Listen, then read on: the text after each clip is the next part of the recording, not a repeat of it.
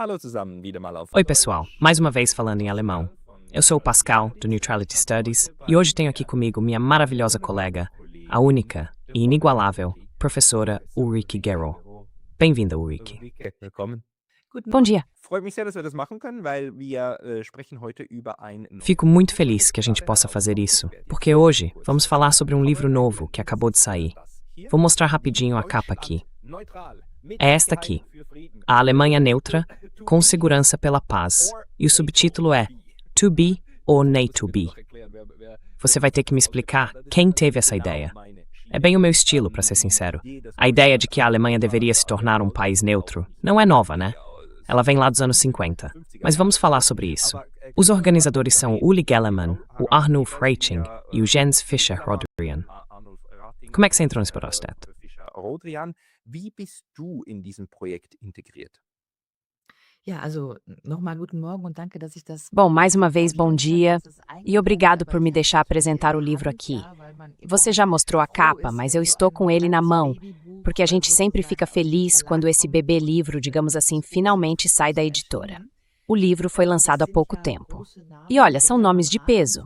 Gellermann e principalmente Reiching são veteranos, digamos, da discussão pela paz e da análise crítica na República Federal da Alemanha. Jens Fischer-Rodrian é hoje um cantor e compositor muito conhecido, um músico que há anos participa dos festivais pela paz na Alemanha, falando tanto sobre a Ucrânia quanto sobre Gaza, junto com a esposa Alexa Rodrian. Então eles são bem conhecidos na Alemanha pelo trabalho em prol da paz.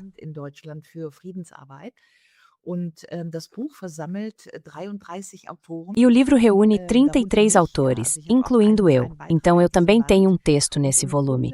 E, no fundo, dá para dizer, acho eu, que são, como posso colocar, os últimos remanescentes, entre aspas, da velha, verdadeira e boa esquerda que ainda existe na República Federal. É um público bem variado, tem autores mais velhos, autores mais jovens, dá para dizer isso, mas são pessoas que, nos últimos, digamos, 4 ou 5 anos, desde o começo da guerra na Ucrânia, se reuniram em torno da editora West End. Aliás, vale lembrar, a editora West End.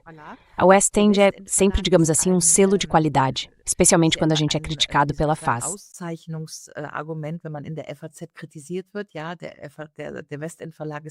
Sim, a editora West End foi criticada recentemente, com quase uma página inteira no jornal Frankfurter Allgemeine Zeitung. E lá, praticamente todos os autores da West End foram listados um por um. Esse está lá, aquele também, e aquele outro. Uma espécie de lista da vergonha das pessoas que dizem que não querem viver em inimizade com a Rússia. E também tão anti-americanas, no sentido de que se permite criticar os Estados Unidos, dizer que talvez os americanos tenham cometido alguns erros, ou que talvez o que acontece na Ucrânia seja uma guerra por procuração, ou ainda que no Irã certas coisas tenham partido dos Estados Unidos e não dos mulás, como se costuma dizer por aqui. Enfim, o que quero dizer é que essa é a editora West End, que acabou sendo criticada justamente por ainda manter o bom senso.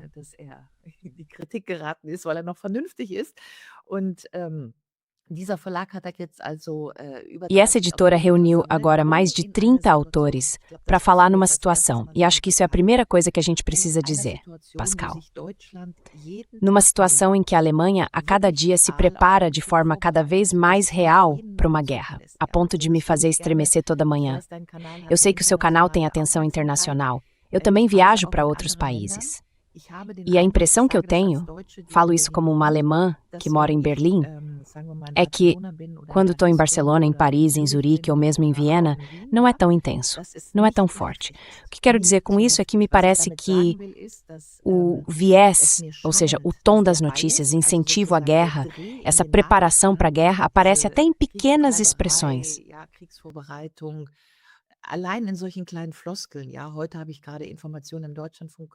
Hoje de manhã, eu ouvi umas informações no Deutschlandfunk.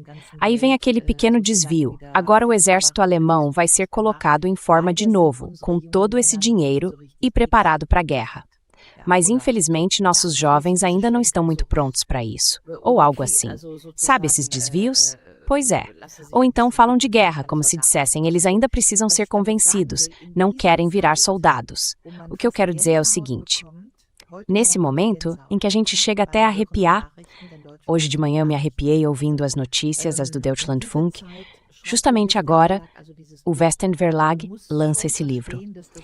É importante entender que isso é como uma provocação, uma forma de tentar iniciar com esse livro um debate diferente no país.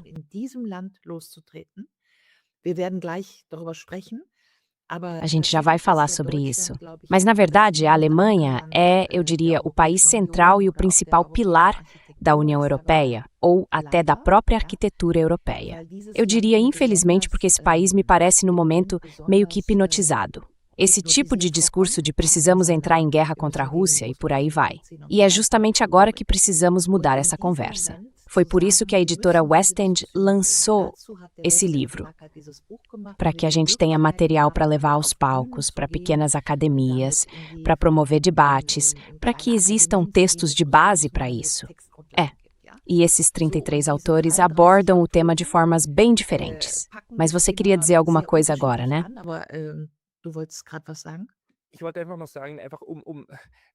Eu só queria acrescentar uma coisa, para compartilhar um pouco da gravidade da situação. Também com as pessoas que vão ouvir essa conversa depois, em inglês, em francês ou em espanhol. É impressionante como, neste momento, a crença na guerra já está profundamente enraizada na Alemanha. Antes da nossa conversa, você me contou algo que me deixou realmente arrepiado sobre a igreja evangélica. Você pode repetir rapidamente essa história, só para a gente ter uma noção de como a ideia de que vai haver uma guerra já está tão disseminada na Alemanha?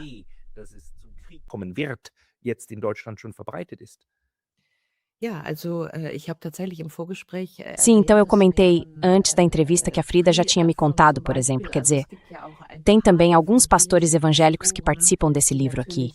O Jürgen Fliege, por exemplo, é um dos autores. Mas dentro da igreja evangélica, eles estão totalmente marginalizados. Todos nós fomos expulsos. Quer dizer, das igrejas. Eu mesmo fui demitido da universidade. Hoje, na Alemanha, a gente é, digamos, sistematicamente empurrado para fora do sistema. Seja da igreja, de um cargo público ou de uma cátedra, só porque defende a paz.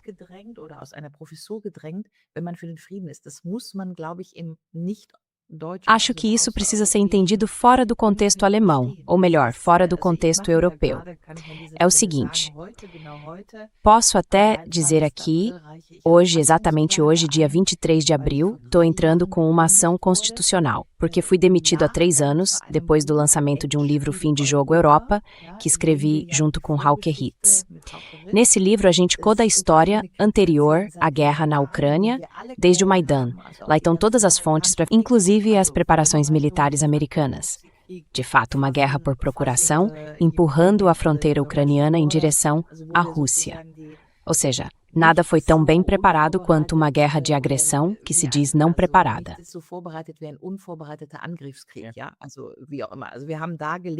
Enfim, o que a gente mostrou foi que essa guerra não foi, de forma alguma, um ataque russo repentino e inesperado, como se costuma dizer. A história é outra. E uma semana depois do lançamento do livro, eu fui, digamos assim, publicamente sancionado pela universidade com um comunicado à imprensa e depois acabei sendo demitido. Eu conto isso só porque o tema, por exemplo, era a igreja evangélica. O Sr. Fliege, o autor que também participa desse livro, é um dos pastores que tem enfrentado grandes dificuldades dentro da igreja evangélica para continuar defendendo argumentos pela paz. Acho que ele já está aposentado ou emérito.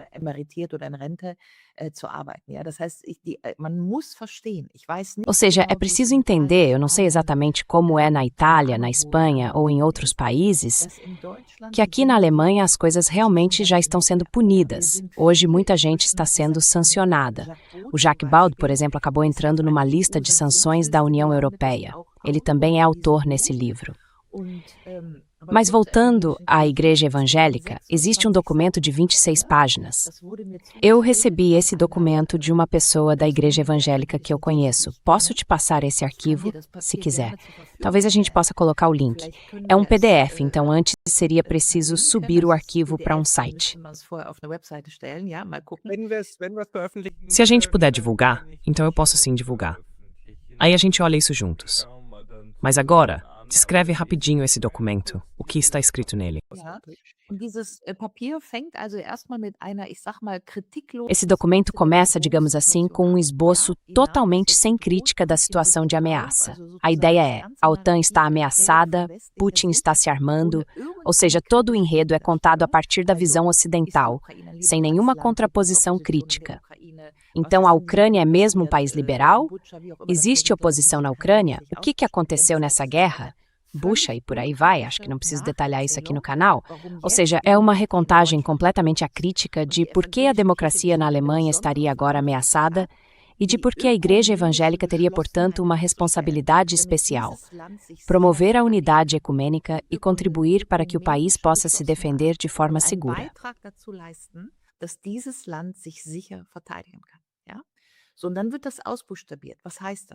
E aí isso começa a ser detalhado.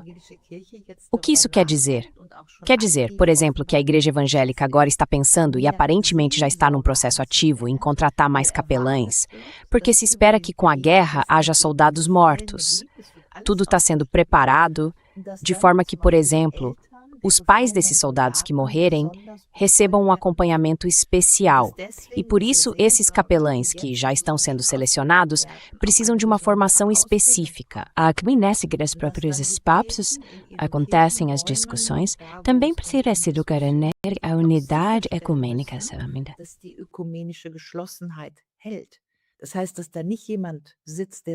Quer dizer, não tem ninguém ali sentado dizendo: espera aí, essa guerra é mesmo necessária? Será que a gente não pode contar essa história de outro jeito? Ou será que a gente quer paz? Ou quer promover o entendimento entre os povos, como está escrito na nossa Constituição? Pois é, eu li esse documento agora, para ser sincero, nem consegui chegar até o fim. Dá um enjoo quando a gente lê esse tipo de coisa e a primeira reação é pensar: não é possível. Esse é o meu pós. Então, se eu passar na Alemanha, é uma série, né? Eu não posso esperar, eu pode ser aí, pera. Aber in dieser Situation, sage ich nochmal, Ja, eben, also und einfach das ist der Ernst der Lage. Sim, essa é a gravidade da situação. A coisa está tão séria que a gente precisa ter consciência de que até as igrejas evangélicas na Alemanha estão se preparando para a guerra. E não de forma abstrata, não só rezando, mas com preparativos diretos sobre o que fazer quando a guerra realmente começar. Porque a guerra vai chegar. E aí a gente vai precisar criar união. E também, como às vezes se diz na OTAN, desenvolver um entendimento comum do inimigo e a capacidade de agir em guerra. E o fato é que as igrejas já estão se preparando para isso.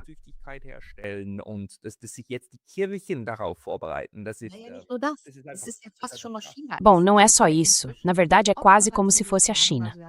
Já estamos falando de planejamento operacional. Quer dizer, nós já temos o plano operacional, o chamado Plano de Operações Alemanha. A gente sabe que a Alemanha vai ser o ponto central em caso de um conflito militar. Isso acontece, por um lado, porque temos Ramstein, a base militar americana, e essa base, nos dois conflitos, Ucrânia e Rússia, e também no caso do Irã, é onde todos os dados se concentram. Então, nesse sentido, já se discute se isso não seria, de fato, uma participação alemã na guerra, já que a base, embora seja formalmente território americano, fica dentro da Alemanha.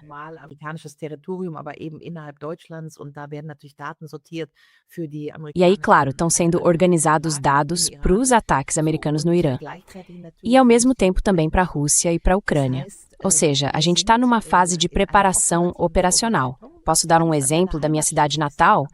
É uma cidadezinha pequena, lá no Baixo Reno, chamada Grevenbroich.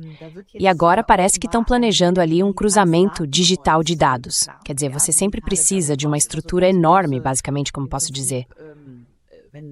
Um sistema de computadores gigantesco que faz com que os cabos do norte ao sul sejam ajustados e redirecionados. Porque esses cabos, como qualquer linha longa, precisam de uma estabilização. Um tipo de retransmissor. Como é? Um relé. Um relé, um hub, ou seja lá como quiser chamar. Então, agora eu vejo que lá no meu conselho municipal, na nossa pequena cidade, Isso está sendo vendido com panfletos coloridos, como um grande projeto de investimento. Dizem que é ótimo para a cidade de Grevenbroich, porque vai gerar empregos, porque isso, porque aquilo. E aí a gente percebe que uma cidade inteira que, como tantas outras na Alemanha, está meio apertada, sem dinheiro, um pouco decadente, o que agrava ainda mais a situação. Essa cidade, ou melhor, toda a administração, se joga de cabeça nesse projeto. Finalmente tem algo para o prefeito, para os vereadores e por aí vai.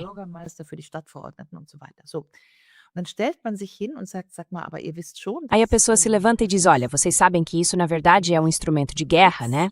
E que, segundo a Carta da ONU, locais de guerra, ou seja, fábricas de produção e coisas desse tipo, são alvos legítimos em um conflito. E aí alguém responde, mas espera aí, isso quer dizer que Grevenbroich, na prática, seria um alvo legítimo de guerra como uma fábrica de armamentos? Não, de jeito nenhum. Quer dizer, essa cegueira, essa falta de percepção, também precisa ser notada. A Alemanha já está, há muito tempo, num caminho de rearmamento, numa indústria voltada para a defesa. A gente tem, por exemplo, a indústria automobilística alemã, que agora também recebe incentivos por causa de toda essa questão dos carros elétricos.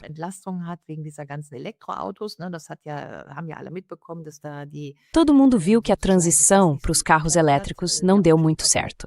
E o que fazem agora Porsche, Volkswagen, BMW e as outras? Bom, eles sabem construir motores. E que tipo de motor é preciso agora? Motores de tanque. Ou seja, Porsche, Volkswagen e as outras estão entrando naturalmente na economia de guerra. Porque é aí que tem dinheiro. A gente aprovou 800 bilhões, aliás, ainda com os votos do antigo Bundestag e também com os votos da esquerda. Eu preciso dizer, com os votos da esquerda. Sarah Wagenknecht, a verdadeira esquerda do parlamento, o BSW foi criado, ok? E a esquerda votou a favor disso.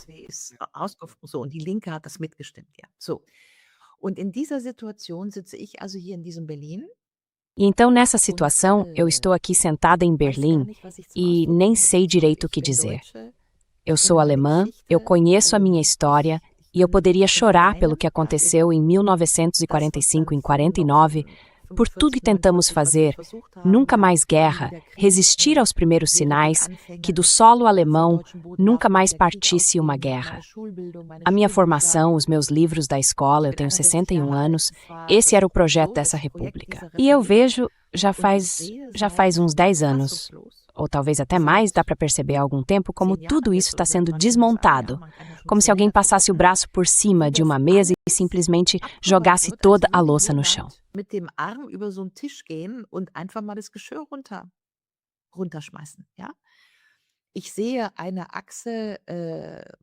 Eu vejo um eixo, e o Macron percebe isso, que não tem mais nada, absolutamente nada, a ver com o que me diziam ser a amizade franco-alemã. Eu percebo também, a gente acabou de falar sobre isso, uma imprensa totalmente alinhada. Eu fico curioso para saber, nos comentários da Espanha, da Itália, do Reino Unido, da Irlanda, da Grécia, se aí as coisas estão, digamos, um pouco melhores. Porque aqui, sinceramente, é só ligar a rádio pública alemã e o assunto é sempre a Ucrânia. É só sobre ajuda militar, claro, sim. Agora o Orbán foi tirado do poder. E os 90 bilhões da União Europeia já foram aprovados.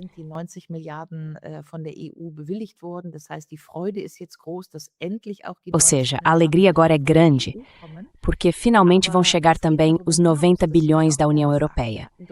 Mas vai além disso, e eu gostaria de dizer isso claramente. Na Alemanha, por exemplo, saiu ontem na imprensa que estamos destinando 1,4 milhão para a construção de moradias sociais na Ucrânia. Sendo que aqui nós mesmos temos poucas moradias sociais. Quer dizer, estamos num tipo de febre da Ucrânia, uma verdadeira febre da Ucrânia. Aliás, aqui na maioria dos pontos de ônibus tem cartazes do exército alemão e, curiosamente, quase sempre aparece uma mulher, geralmente de rabo de cavalo, uma mulher confiante, com fones de ouvido. É isso mesmo, exatamente.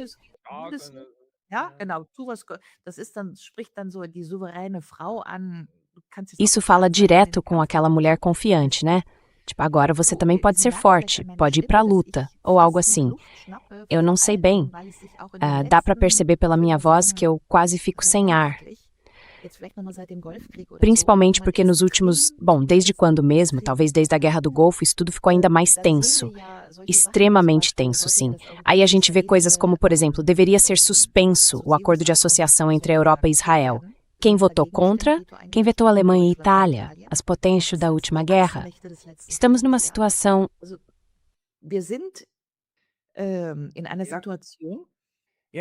A pergunta é, como é que a gente sai dessa situação? Como é que a gente sai dessa sem entrar numa guerra com a Rússia? Porque quando o problema é a guerra, quando as pessoas querem ir para a guerra, então a guerra acontece. Aí a gente vê as pessoas como na Primeira Guerra Mundial, sorrindo dentro dos vagões de trem, balançando bandeiras e dizendo, no Natal estaremos na Champs-Élysées. E agora é a mesma coisa, balançando bandeiras e dizendo, no Natal estaremos em Moscou. E pronto, viva, vamos em frente. E aí pronto, temos guerra. Enquanto as pessoas quiserem evitar a guerra, enquanto ainda houver medo da guerra, a gente ainda está em uma zona segura. Mas esse é, eu acho, um dos maiores problemas da Europa hoje. Os europeus não têm mais medo da guerra. No livro de vocês mostram alternativas, e eu não posso deixar de dizer o quanto é importante imaginar alternativas, mesmo que não possam ser colocadas em prática amanhã. Mas me conta, como é que surgiu essa ideia de uma Europa neutra, que acabou virando o título do livro? Alemanha neutra?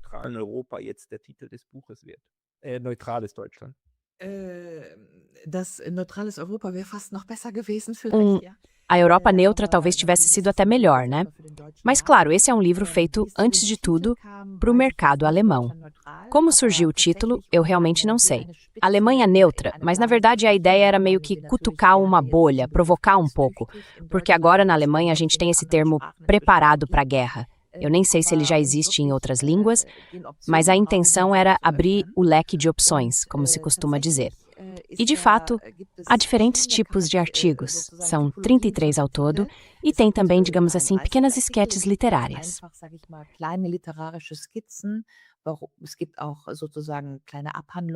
Há também, digamos, pequenos ensaios explicando por que a guerra é simplesmente algo ruim, por que a Alemanha deveria ser neutra.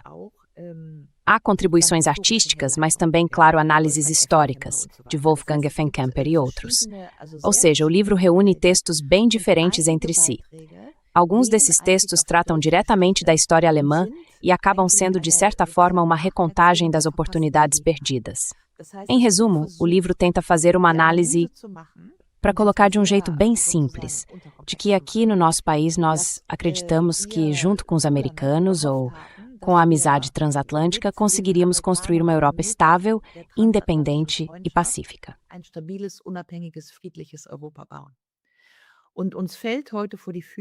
E hoje a gente percebe que os americanos não querem exatamente isso. Uma Europa emancipada, que se entende com a Rússia, que vive em paz, como defendiam Willy Brandt, Egon Bahr, Olof Palme, Bruno Kreisky e outros. E esse livro tenta mostrar isso. E é por isso que a Alemanha é tão decisiva, porque, na minha opinião, dentro de toda essa narrativa transatlântica, que no fundo é uma narrativa europeia, cada país da União Europeia tenta ser o melhor amigo dos Estados Unidos. Os dinamarqueses querem ser os melhores amigos, os britânicos também, os poloneses, os holandeses, os alemães, enfim. Cada país acha que é, por conta própria, o melhor amigo.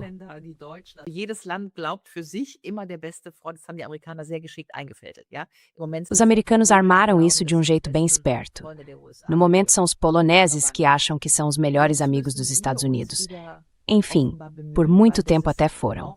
Agora parece que a gente precisa se esforçar de novo, porque esse é um tema bem atual. Estamos voltando a instalar mísseis americanos na Alemanha e praticamente não há protestos contra isso. Em 1983, ainda houve grandes manifestações. De qualquer forma, o que esse livro quer fazer é dizer aos alemães: espera aí, será que temos mesmo certeza de que os americanos compartilham dos mesmos interesses que nós? Que querem as mesmas coisas que nós? Que têm, em relação à Rússia, os mesmos objetivos? Só o fato de estarmos geograficamente neste continente e eles não? Já diz muita coisa. Geografisch auf diesem Kontinent sind und die Amerikaner eben nicht. Das heißt, Raketen fliegen nach Berlin und nicht nach Chicago. Ou seja, os mísseis voam em direção a Berlim, não a Chicago. E o que a gente tenta fazer é contar essa história, não só a ideia de que a Alemanha deveria ser neutra, para que, digamos, nada aconteça agora, com negociações de paz, diplomacia e tudo mais, mas o livro também fala, por exemplo, da nota de Stalin de 52 e das várias ocasiões em que teria sido possível construir uma Alemanha independente e soberana junto com a Rússia, dentro de uma arquitetura de segurança europeia. E abrir essa história de novo, como se a gente abrisse um baú histórico, é importante justamente porque vai contra uma narrativa que nos nossos livros escolares está completamente cristalizada.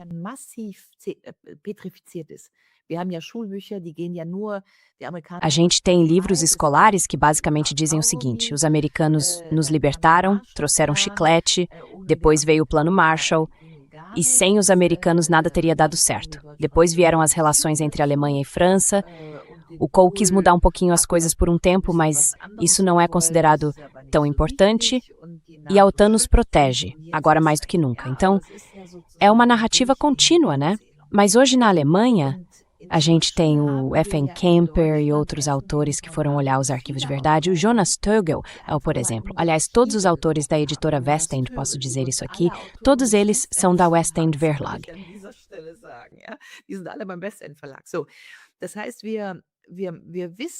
Ou seja, hoje a gente sabe muito mais sobre as decisões realmente decisivas da história.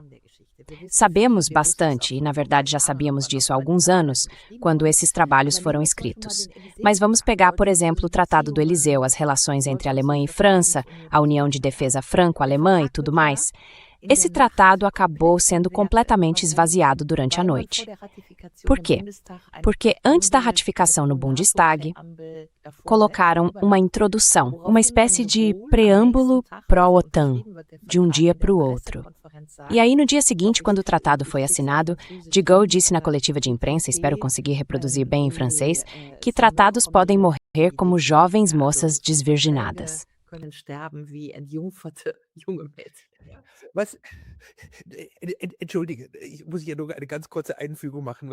Desculpe, eu preciso fazer só uma observação bem rápida.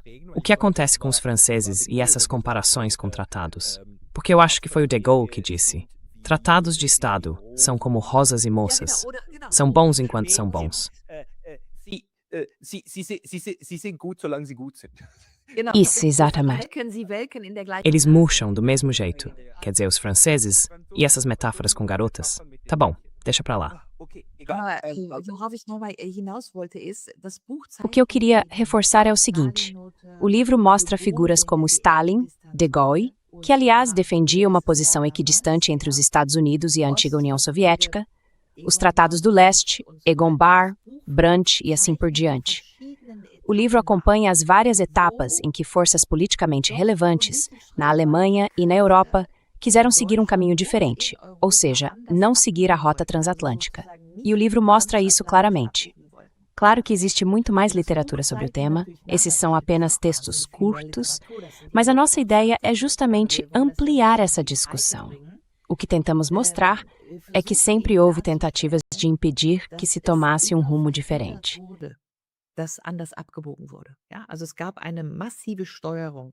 Houve um controle muito forte, praticamente um controle americano, sobre a política alemã e europeia. Isso garantiu, por exemplo, depois do Tratado do Eliseu entre Alemanha e França, em 1963, que aquilo não se tornasse uma união de defesa independente entre os dois países. Fizeram questão de colocar uma espécie de preâmbulo da OTAN antes de tudo. E o que a gente quer com o livro, ou melhor, qual seria a função de um livro desses, se é que dá para pensar que um livro pode ter uma função e alcançar alguém além das 150 pessoas que estão numa sala.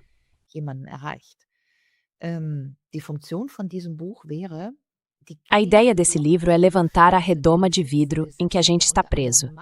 Vivemos debaixo de uma redoma enorme, na Alemanha especialmente, mas também em toda a Europa.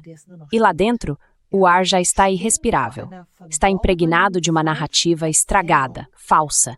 E esse mau cheiro parece nos hipnotizar a ponto de estarmos prestes a correr direto para a próxima guerra. Os alemães na frente, muitos europeus logo atrás.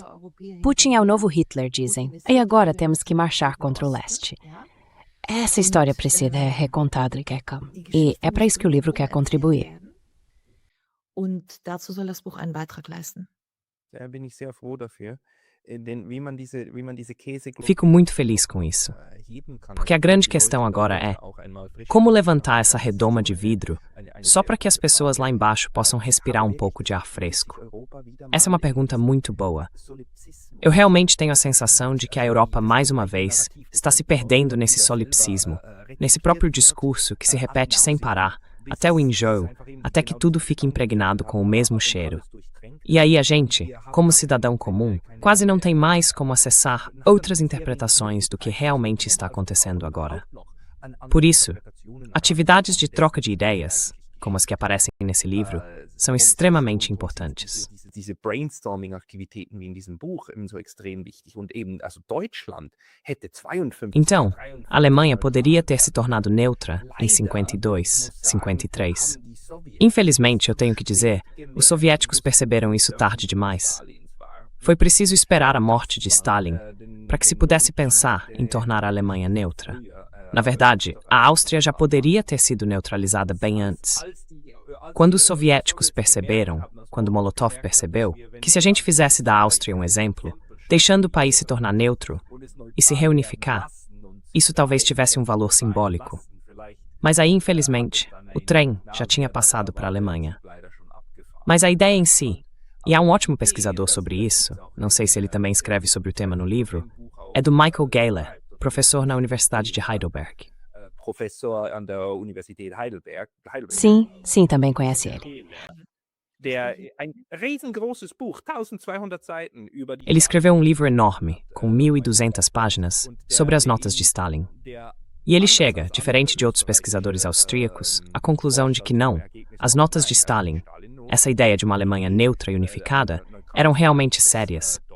No fim das contas, isso teria completado todo o cordão sanitário que os soviéticos imaginavam, indo da Finlândia, passando pela Alemanha, Suíça, Áustria e até a Iugoslávia. Assim, ele teria consolidado essa posição, o que faria todo sentido. E não era uma armadilha, nem uma preparação para um ataque depois. Então, Michael Gehler está convencido de que sim, era algo levado a sério. Michael Gehler ist der Überzeugung, nein, das war schon ernst gemeint. De modo geral, dá para dizer que, quando os russos apresentam alguma coisa, normalmente é para valer. Isso é algo que me chama atenção também no debate atual. Lá em 1986, eu estudei em Paris, no curso de estudos soviéticos, com a Elenka Redonkos. Ou seja, eu tenho um diploma em estudos soviéticos. E o que a gente aprendeu naquela época? Aprendemos que todo texto vindo dos russos deve ser levado ao pé da letra. 20º Congresso do Partido, seja o que for, se uma palavra aparece na primeira linha ou na terceira, isso tem importância. Agora a gente vê todos esses vídeos, imagino que você também assista alguns deles. Karaganov, Dugin, e por aí vai. O que eles contam, o que eles dizem. A questão não é de início julgar ou avaliar, mas primeiro ouvir o que eles estão dizendo. Na Europa, isso nem se faz. A gente nem pode ouvir em primeiro lugar. Exato, ninguém faz mais isso. Mas se a gente fizesse, daria para entender que eles, o tempo todo, há algumas semanas, estavam falando de um pacto de não agressão, fazendo essas propostas e tudo mais, e aqui ninguém presta atenção. Nesse sentido, eu pessoalmente acho que a nota de Stalin era séria. Também acredito que o Tratado do Eliseu foi uma iniciativa séria da França antes de a República Federal da Alemanha acabar esvaziando o sentido dele com o preâmbulo da OTAN. E tem também, por exemplo, Dirk Pohlmann, que faz parte do nosso grupo. São jornalistas realmente críticos que mostram como os americanos intervieram.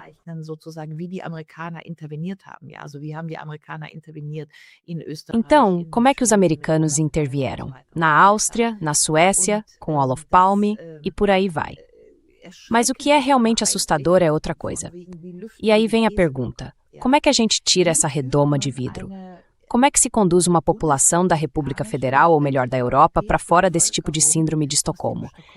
É disso que se trata. Eu acabei de contar que durante anos contaram pra gente certas coisas. Mas isso não é só sobre um livrinho ou uma provocação qualquer. Agora estamos falando de livros escolares. Estamos falando do currículo nas escolas, do que é ensinado. Estamos falando das universidades, desses manuais, desses livros de bolso usados nas faculdades e assim por diante.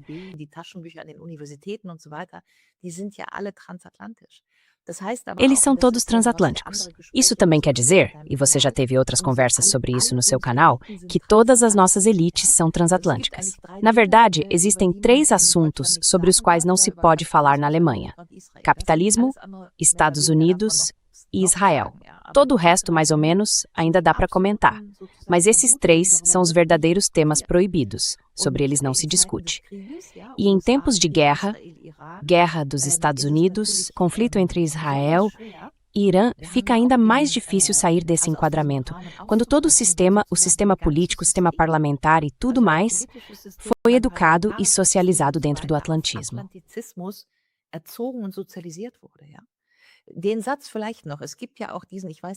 Talvez só mais essa frase. Existe também aquele, não sei se você consegue colocar o link, aquele relatório de censura da Alemanha. Você com certeza conhece, é do Libanet, o relatório de censura da Alemanha.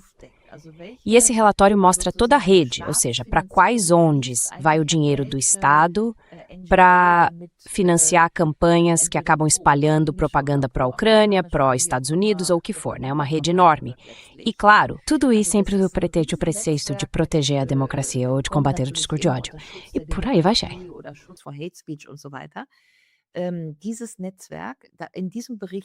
Nesse relatório é citado, acho que na página 19, o sociólogo Wolfgang Streeck, do Instituto Max Planck.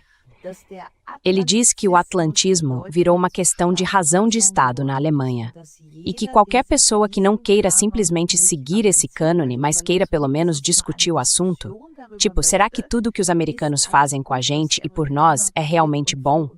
Será que a gente não tem interesses próprios?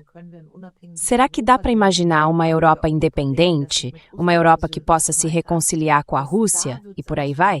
Essa pessoa acaba sendo punida. E é exatamente o meu caso. Porque no livro Endspiel, por causa do qual eu fui demitido, eu saí justamente dessa lógica da razão de Estado atlantista. E aí pronto, acabou para mim.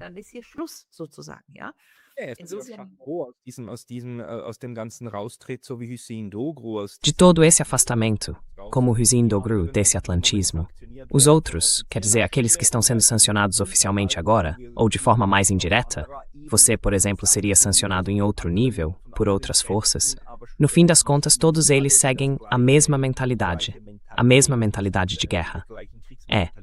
Como é que a gente revela isso? Ou também,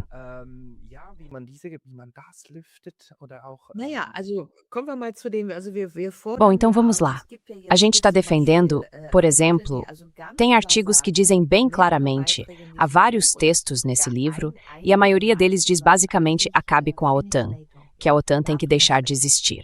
O interessante é que estamos falando de um bloco europeu. Os espanhóis dizem isso, os irlandeses ainda se declaram neutros, embora na prática já não sejam tão neutros assim.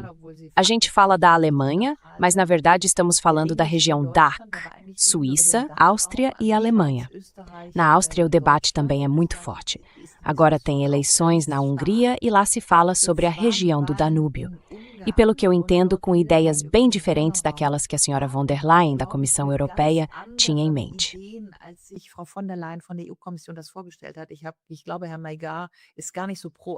Eu acho que o senhor Maygard não é tão pró-Europa, tão pró-Bruxelas, como se contou por aí, só para poderem comemorá-lo depois que Orbán foi derrotado.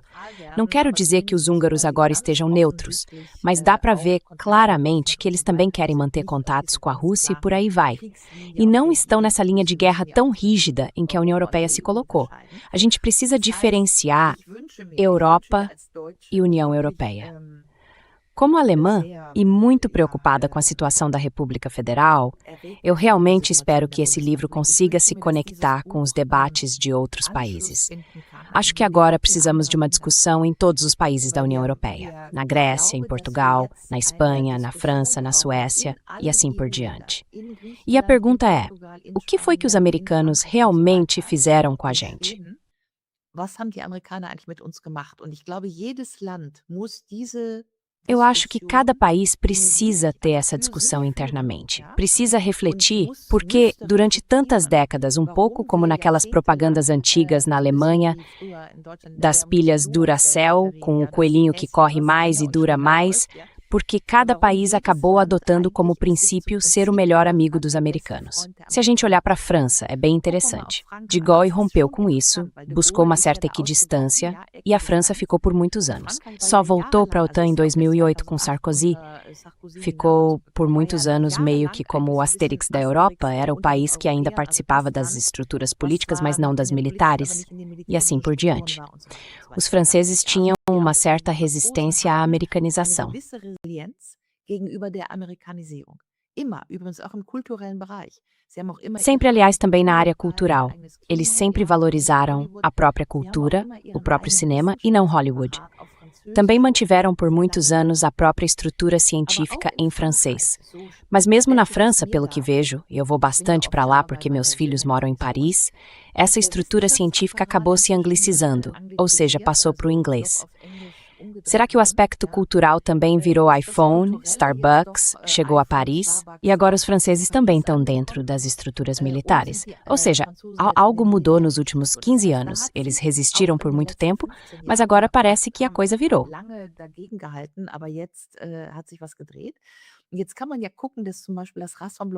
Agora dá para ver que, por exemplo, o Rassemblement National, que sempre foi visto como um grande partido nacional, é de fato muito forte. Chega a 40% em muitas regiões. Mas o Rassemblement National, que lá nos anos 70 e 80, sob o pai da Marine Le Pen, o Jean-Marie Le Pen, era anticapitalista, anti-americano e por aí vai, ou seja, defendia posições que na época eram típicas da esquerda clássica. Esse partido mudou completamente. Hoje o Rassemblement, com o Bardella, esse afiliado político escolhido pela Marine Le Pen, é o mais pró-americano possível, o mais pró-sionista possível, o mais pró-europeu possível e o mais pró-capitalista possível.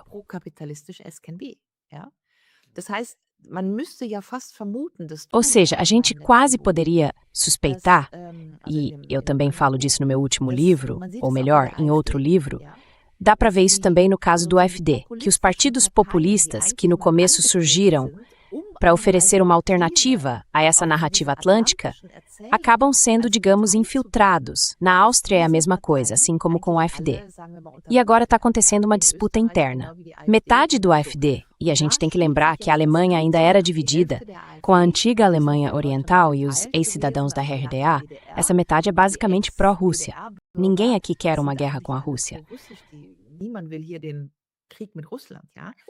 E pró-Rússia no sentido de não queremos guerra com a Rússia. Não no sentido de queremos uma guerra com a Rússia. Sim, pró-Rússia. É isso que a gente constata. É isso que a gente constata. A gente precisa tomar cuidado para não acabar repetindo o mesmo padrão dos outros processos.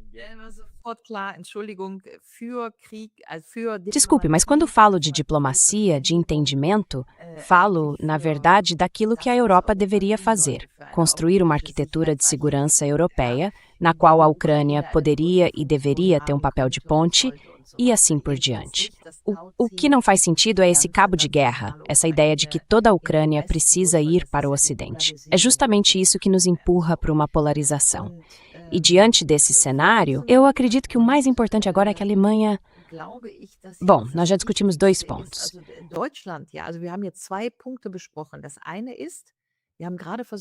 Uma coisa é que a gente tentou entender como fomos puxados ao longo de décadas para dentro desse atlantismo e porque isso agora também está infiltrando os chamados partidos populistas, que no começo tinham uma postura diferente. O próprio Orbán, por exemplo, era contra a guerra na Rússia e tudo mais. Ou seja, a gente vê que mesmo que, digamos, em 2029 a AfD venha a governar na Alemanha, isso não quer dizer muita coisa. Alice Weidel também é a favor da OTAN, a favor da meta de 2% nos gastos com defesa e por aí vai. No fim das contas, nada muda, entende? Und so weiter. Da ändert sich gar nichts, ja? Verstehst du, was ich meine, wenn wir sagen Deutschland mal so? Isso é, de modo geral, um fenômeno que a gente observa com frequência nas ciências políticas. Quando partidos de fora do sistema se transformam em partidos do sistema, eles passam por esse processo de homogeneização. Exatamente. Eles acabam se afastando dos extremos. E, infelizmente, no momento, é preciso dizer isso, o centro, ou seja, cerca de 66% de todo o espaço de pensamento e de imaginação política, tanto na Alemanha quanto na Europa, está dominado pela ideia do inimigo no leste e do amigo no oeste. E aí a AfD se vê diante da questão. Ou se torna um partido do sistema e realmente chega ao poder dentro dessa esfera normal, ou continua sendo um partido de fora. O impressionante é que ela cresceu tanto, justamente porque manteve essa posição de outsider. Dadurch, dass sie eben diese Außenseiterposition vertreten hat. Genau, so jetzt, also ich würde nun mal gerne sagen. Exato, então olha, eu só queria dizer o seguinte: dentro do AfD, isso virou uma verdadeira queda de braço.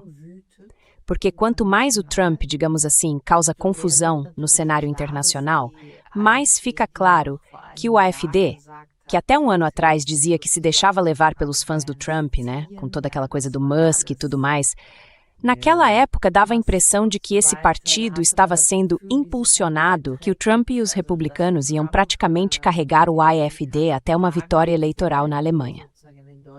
Mas quanto mais o Trump agora, digamos, destrói o mundo inteiro, não tem outra forma de dizer o que está acontecendo, mais evidente fica que isso já não é mais uma base segura para sustentar argumentos.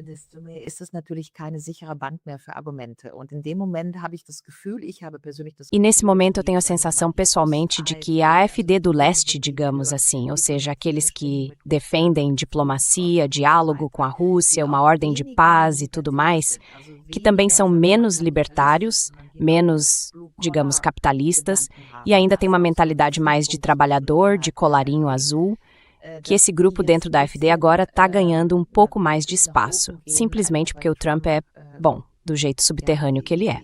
Mas o que eu queria dizer é que estamos falando de duas coisas. Primeiro, dessa infiltração nos partidos populistas ou mesmo nos partidos do sistema, e depois dessa transição que estamos observando.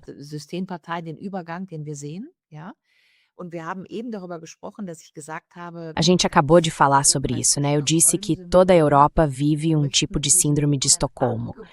Com esse livro, a nossa ideia é fazer um convite para que cada país pare um pouco e reflita sobre qual é de fato a sua relação com os Estados Unidos, porque só assim a gente pode, Alemanha de forma neutra, Europa de forma neutra, começar uma discussão sobre como mudar esse debate. E agora vamos olhar um pouco para a história. Não faz tanto tempo assim. A França, por exemplo, a gente já mencionou, os franceses foram relativamente resilientes e resistiram ao atlantismo por muito tempo.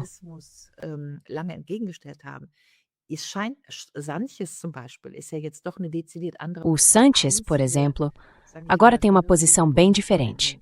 A única posição, digamos, realmente razoável na Europa no momento é a da Espanha. Talvez a da Irlanda também, mas eles não conseguem se impor de verdade. Aliás, o mesmo vale para a questão de Israel e da Ucrânia, o que é bem interessante. Mas os italianos, por exemplo, eram um povo que por muito tempo representava algo como o espírito de Dom Camilo e Pepone, digamos assim, algo bem latino. Não quero dizer anti-americano, mas havia sim uma certa resistência cultural e por aí vai. Os gregos, aliás, também.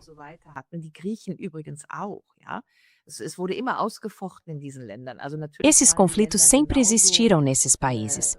Claro que eles também foram, se a gente ler a história, influenciados e, de certo modo, controlados, assim como a República Federal da Alemanha. Mas sempre houve uma certa rejeição cultural. E essa rejeição cultural foi se perdendo, especialmente a partir do fim dos anos 70 e nos anos 80.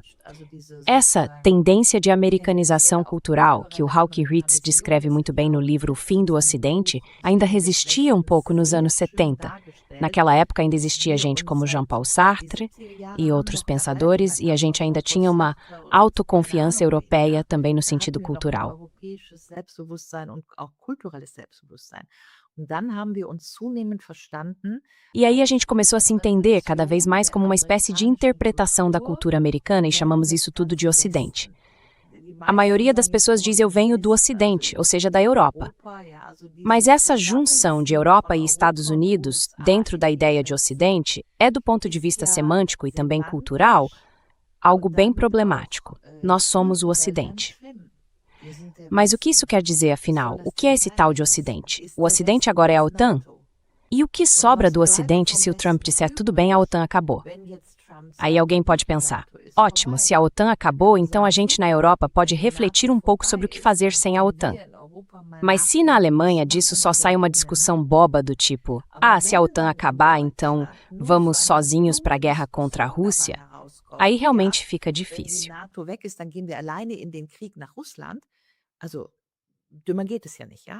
Quer dizer, mais absurdo que isso não dá. A questão agora também com esse livro é se a gente vai ter essa discussão sobre o enfraquecimento da OTAN, que também existe nos Estados Unidos.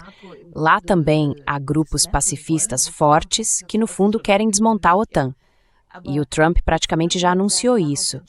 Mas dá para dizer que daí surge um espaço de possibilidades. Que tipo de Europa a gente vai construir se a OTAN deixar de existir? Só que no momento, parece que a única forma europeia de pensar sobre isso é, se a OTAN acabar, então precisamos criar uma defesa europeia forte. E essa defesa europeia, claro, teria que ajudar a Ucrânia contra a Rússia. E essa discussão, naturalmente, parte da Alemanha. Und diese Diskussion geht natürlich von Deutschland aus. Ela precisa ter capacidade ofensiva. Então, toda essa narrativa na Europa está indo na direção de que segurança não significa mais apenas impedir o inimigo de entrar no próprio território, mas sim pensar em como combater o inimigo de várias formas, já agora. E isso é um problema enorme. Aí entra justamente a opção da neutralidade, de dizer não, defesa sim, ataque não. Ou seja, nada de defesa ofensiva, como está sendo praticado agora. É uma loucura que até a Europa, nesse conflito com o Irã, já esteja adotando a posição de dizer, não, a culpa é mesmo do regime dos ayatollahs.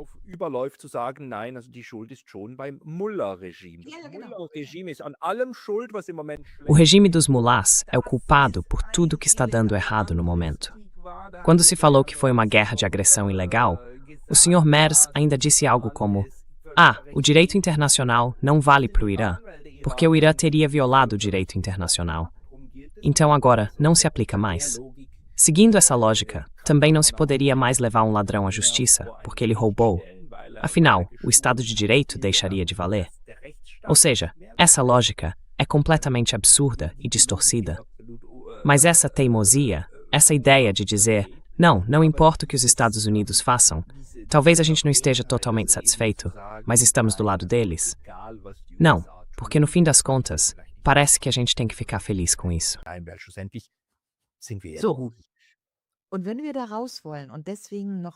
E se a gente quiser sair dessa situação, e por isso eu repito, esse livro, e talvez até valha pensar em traduzi-lo um dia, é, na minha opinião, uma base para discussão. Digo isso porque entre os poucos alemães razoáveis que estão aqui, todos nós, todos os autores desse livro, compartilhamos a mesma perplexidade. E, de fato, a maioria da população alemã é contra a guerra. Só para deixar claro, a maioria é contra a guerra.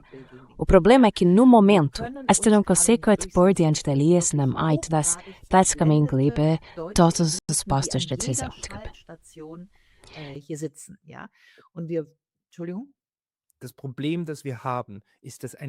O problema que a gente tem é que uma maioria da população contra a guerra não é suficiente para impedir uma guerra. 70% da população ucraniana era contra a guerra com a Rússia. 70% votou no Zelensky porque queria escolher um candidato da paz, porque queria reconciliação com a Rússia. E o que eles conseguiram? A guerra. Porque, infelizmente, isso não basta. A gente precisa descobrir como fazer, em pequena ou grande escala, o que a Ucrânia não conseguiu realizar. Como, aqui na Europa, a gente pode dar um jeito nisso. Precisamos encontrar uma forma de conter esses 15, 20% das elites que incitam a guerra. E eu tenho a sensação de que a gente só vai conseguir fazer isso junto com os outros, em cooperação com a Europa, com o Sul Global, com os americanos que quiserem participar. De algum modo, é assim que a gente precisa cercar essa casta da guerra.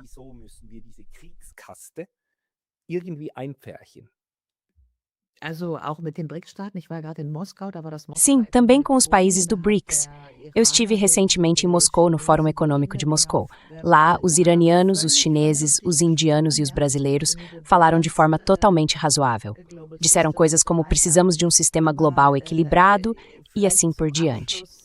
Mas talvez, para encerrar, só uma pequena observação sobre o European Peace Project. Nós estamos realizando esse projeto europeu de paz, o site é www.europeaceproject.eu. Lá publicamos 2 manifestos, um sobre o Irã e outro sobre a Ucrânia e a Rússia. Já tínhamos feito isso no ano passado e esses manifestos estão disponíveis na internet em cerca de 30 idiomas.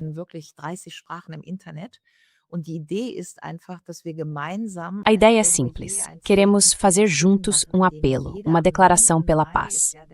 No dia 9 de maio, que é o Dia da Europa, e a Europa já significou nunca mais guerra, às 5 da tarde, cada pessoa lê esse manifesto.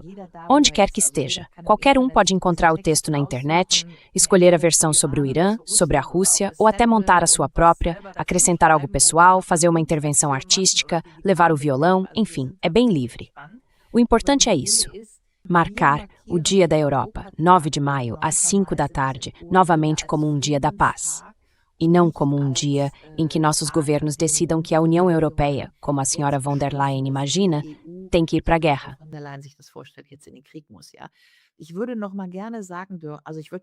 Eu ficaria muito feliz se muita gente participasse. A gente também fez um vídeo mostrando como foi bonito no ano passado. Tivemos imagens do ano passado. O Coliseu em Roma, a Acrópole na Grécia, a Torre Eiffel. E no caso na Praça Vermelha, as pessoas leram o texto em voz alta. Em Kaliningrado, na Universidade Kant, também leram. Então cada um pode participar de onde estiver ou se reunir numa praça pública. Voltando à sua pergunta, como é que a gente sai dessa situação? Eu acho que só vamos conseguir sair disso se em todos os países, e é por isso que esse vídeo me interessa e talvez a gente possa até fazer uma série com ele, se em todos os países houver uma discussão pan-europeia em cada país da Europa.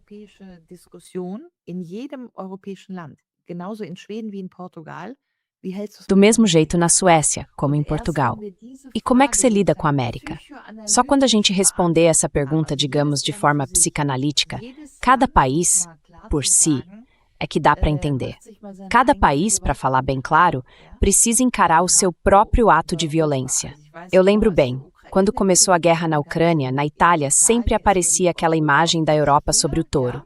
E nessa imagem, o touro tinha a bandeira americana. E a Europa estava em volta naquela bandeira azul com as 12 estrelas. E já digo logo, eu também não sou a favor da União Europeia. A União Europeia não é a Europa, mas embaixo estava escrito Il Rato de Europa. Aber darunter stand Il Rapo di Europa. Ja, die Europa wird vergewaltigt, und zwar von den Amerikanern. Das war das Bild der Italiener, was sozusagen viral ging zu Beginn des Ukraine-Krieges. Ja, da ist ja immerhin schon mal so ein Sentiment, dass das hier alles, auch Deutschland, Rammstein, Basen, eine einzige im Grunde europäische Vergewaltigung ist. Ich sage das jetzt extra mal so, ich bin eine Frau, ja, Europa, die Frau der Stier, in diesem Mythos ist ja was zu suchen. Und da nochmal hinzugucken und zu sagen, was lassen wir hier mit uns machen? Also die Europa als Frau.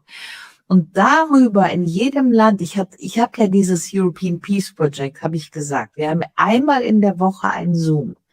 Da sind Ungarn, Polen, Finnen, Schweden, wir sind mit 15 Leuten, organisieren wir dieses Projekt. A gente organiza esse projeto com umas 15 pessoas. E teve uma senhora finlandesa mais velha, que participa das nossas reuniões, que contou bem emocionada, quase chorando, que a Finlândia sempre teve uma cultura de finlandização, de manter a fronteira aberta com a Rússia. E que o país se deu muito bem com isso. Ela disse que não entende como os jovens de hoje, os de menos de 30 ou 40 anos, já não conseguem ver nenhuma continuidade histórica nisso. Agora a fronteira está fechada, a Finlândia entrou na OTAN e tem arame farpado lá. Aliás, várias cidades na fronteira finlandesa quebraram porque os russos não vão mais até lá fazer compras. Ou seja, a Finlândia acabou sofrendo um prejuízo enorme com isso. Das heißt, Finnland hat einen extremen Schaden dadurch. Und diese ältere Frau hat in diesem Call nur E essa senhora mais velha, nessa ligação, só lamentou que na Finlândia não seja possível discutir por que o país está agindo de forma tão autodestrutiva. A Alemanha também está se autodestruindo, isso eu já expliquei. De qualquer forma, a gente vai acabar virando o centro desse conflito. Somos os mais insanos e, infelizmente, já fomos assim 2 vezes na história. A verdade é que a gente nem sabe mais como se posicionar como cidadã ou cidadão alemão diante disso. Mesmo assim, eu acho que a única esperança é que, se quisermos realmente entender o que está acontecendo, precisamos de um processo psicanalítico que, acredito, volte a contar essas histórias de violência em cada país.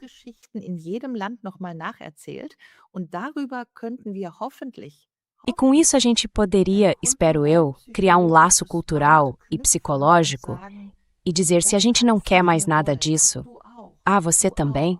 Você também? Você sente o mesmo? Quer dizer, as histórias que tentamos contar nesse livro, as oportunidades perdidas, o que foi que os americanos fizeram com a gente? Por que em tantos momentos a gente não seguiu um caminho neutro, mas sim o caminho atlântico? E isso ainda faz sentido hoje? E se a gente ouvisse essas histórias vindas de todos os países? Você também? Também foi enganado? Então aí a coisa ganha uma dimensão quase psicanalítica.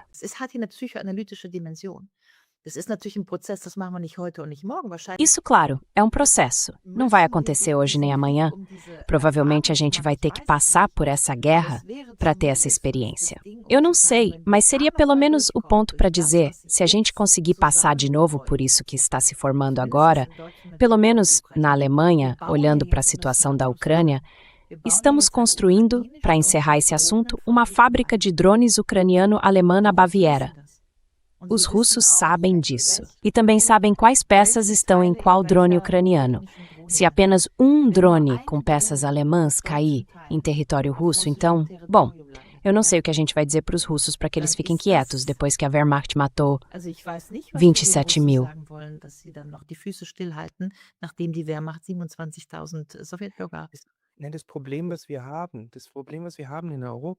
Não, o problema que a gente tem na Europa é que empurramos demais as vozes moderadas, como a do Vladimir Putin, para um canto lá na Rússia.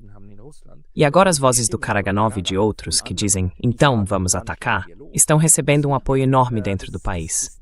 Porque no fim das contas, nenhuma tentativa de desescalar por parte dos russos com os europeus deu certo. Nenhuma.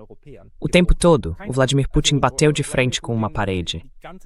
E agora, os colegas russos dele jogam na cara que ele...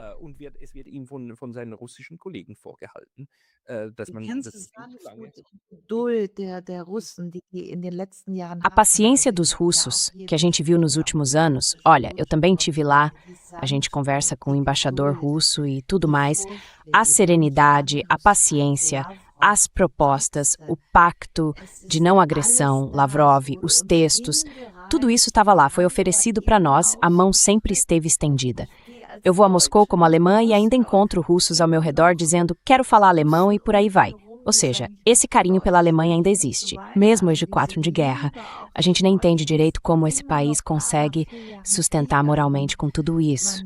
Mas eu concordo com você. No Fórum Econômico de Moscou, o Dugin também estava lá. Auf dem Moskau Economic Forum war dann eben auch Dugin. Das heißt, die Hardliner nehmen jetzt sozusagen ein bisschen... Ou seja, os linha dura estão agora, digamos, ganhando espaço. Por quê? Porque a pressão está aí, claro.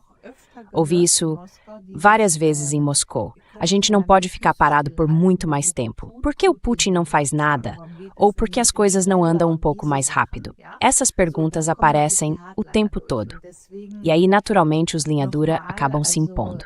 E por isso, mais uma vez eu quero pedir desculpas a todos que ouviram essa conversa. Porque talvez hoje tenha dado para perceber um pouco do meu desespero. Essa respiração mais pesada, essa sensação de que não dá mais para conter, de que não dá mais para parar o que está acontecendo. Isso para mim é realmente algo novo. Oder nicht mehr stoppen. Das ist jetzt bei mir tatsächlich neu. Ich habe wirklich ich habe jetzt lange Jahre gedacht, mit Por muitos Vernunft anos, diese eu Debatte achei que machen, com bom dann senso können wir Dinge a gente conseguiria beeinflussen, debater as coisas aqui na Alemanha, que poderíamos influenciar os rumos, fazer manifestações pela paz e fizemos tudo isso sim. Mas sinceramente com esse documento da Igreja Evangélica e também com outras coisas, como essa fábrica de drones ucraniana, agora eu tenho a sensação de que a situação está ficando realmente séria. Parece que não estamos mais conseguindo impedir nada. E isso é como uma avalanche, não dá para parar no meio do caminho. É por isso que sempre se diz, é preciso reagir logo no começo. Então eu te agradeço pela conversa, Pascal. E acho que o seu canal pode ser uma peça muito importante para algum tipo de rede europeia. Ou talvez ele já seja, né? Oder ist es ja schon? Wir vernetzen uns schon. Und die gute Nachricht ist, es kommen A gente já está se conectando, sim. E a boa notícia é que cada vez mais pessoas estão entrando nisso. Por exemplo, o Dirk Pohlmann, que sempre escreve coisas incríveis. O Patrick Barth, que agora tem um canal. Você também, que tem o seu canal. A gente está construindo essa rede agora. E entre os americanos, tem gente que já vem trabalhando nessas redes há muito tempo e com quem a gente pode se conectar. A questão é se ainda dá para segurar essa avalanche. Ou melhor dizendo, se dá para desviar desse iceberg, que já dá para ver bem claramente. Mas olha, desespero não é estratégia. A gente tem que continuar. E é por isso que eu fico feliz com esses livros. Não tem outro jeito, a não ser tentar passar por esse iceberg. Droga, é isso. Ja, genau. An diesem Eisberg vorbeizukommen, verdammt nochmal. Wir stellen das jetzt am 19. Mai in Berlin vor. A gente vai apresentar isso no dia 19 de maio, em Berlim. Os ingressos já estão esgotados, vamos terminar com uma nota positiva, né? Então, só gente bacana envolvida. Eu ficaria muito feliz se o livro tiver boa circulação e puder servir de base para uma discussão sobre por que a Alemanha é neutra. Esse é o título. A minha contribuição é o último texto do livro e se chama Europa Neutra. Porque só a Alemanha sozinha não adianta. Ja, mit Deutschland alleine ist nichts. Ist nichts. Liebe Zuseherinnen und Queridas espectadoras e queridos espectadores, a gente não precisa só de uma Suíça neutra ou de uma Alemanha neutra. A gente precisa de uma Europa neutra, que trabalhe pela paz e pelo entendimento entre os povos. Que se for para se defender, que seja em casa, e nunca de forma ofensiva. Esse seria o sonho, e é para isso que a gente tem que trabalhar. E eu fico muito grato por grandes acadêmicas e grandes mentes como você, Ulrike, estarem se dedicando a isso. Ulrike Gero, Weißelthampied. Ulrike Gero, danke für deine Zeit heute. A gente se fala de novo. Obrigado, Pascal.